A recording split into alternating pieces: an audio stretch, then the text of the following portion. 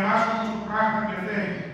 Εμείς πρέπει να λείψουμε από τη γη, διότι γνωρίζουμε πολλά από τους αφαντάστους τρόπους κακοποιήσεως και εκδικήσεως. Το κομμάτι το δικό μας λέγεται ζώντα κομμάτι, ειδικό κομμάτι.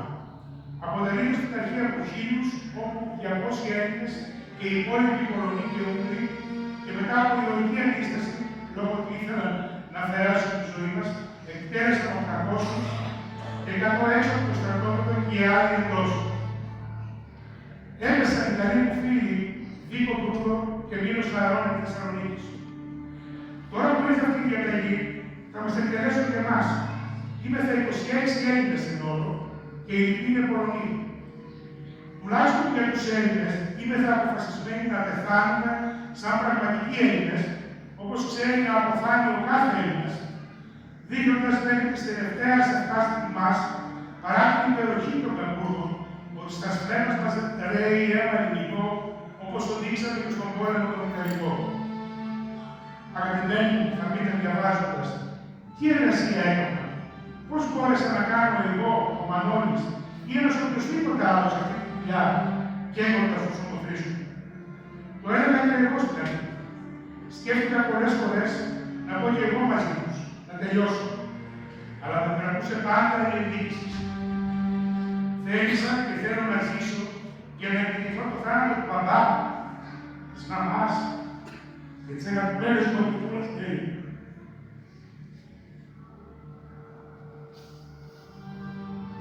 Δεν φοβάμαι το θάνατο.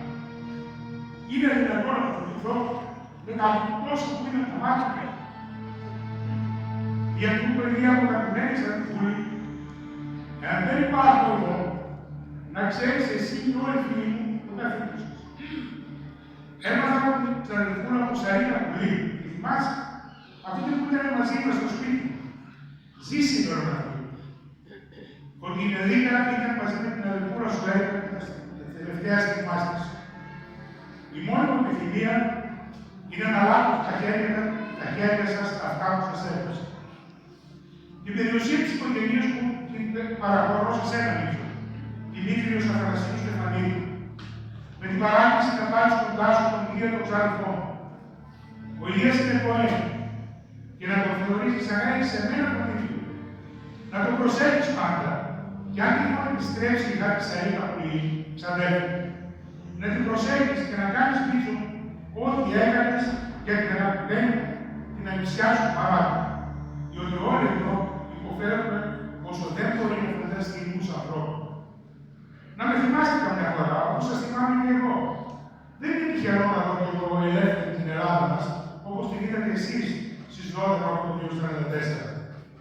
Όποιος και να ρωτήσει για μένα να πείτε ότι δεν υπάρχω πλέον και ότι πήγα σαν πραγματικό σχέδιο. Βοήθησε Μίτσο μου όσους γυρίσουν από το στρατόπεδο που έπινα.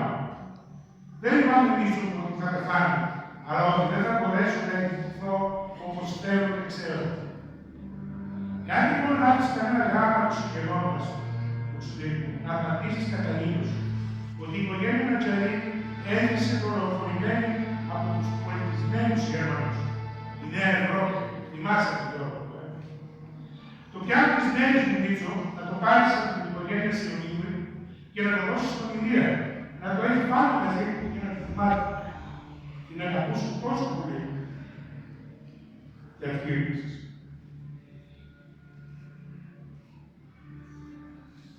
Σχεδόν κάθε φορά που σκοτώνω, διερωτάμε αν υπάρχει Θεός και τούτης πάντα πίστεψα σε Αυτόν και πιστεύω ακόμα. Ό,τι ο Θεός θέλει, ας γίνει το θέλημά του. Πεθαίνω ευχαριστημένος, αφού ξέρω ότι τη στιγμή η Ελλάδα μας είναι ελεύθερη.